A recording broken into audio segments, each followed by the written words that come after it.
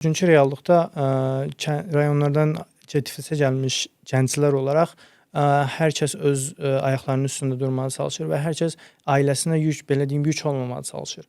Və buna görə də gəldiyimizdən etibarən hər kəs özünə iş axtarır.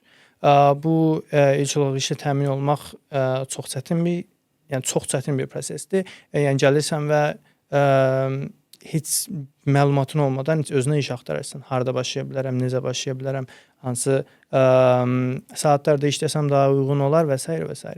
Mən ilk gəldiyimdən etibarən digər gənclərin etdiyini elədim və getdim mağazada başladım. Kasiyer olaraq işləməyə başladım və 4 saatlıq qrafiklərdə işləməyə başlamışdım ilk periodda. Bu qrafikdə əslində 4 saatlıq bir qrafikdə dərslərini çatdıra bilirdim, rahat olurdu. Amma bildiyiniz kimi 4 saatlıq qrafikdə də aldığın maaş kirayənə belə getmir. Ona görə də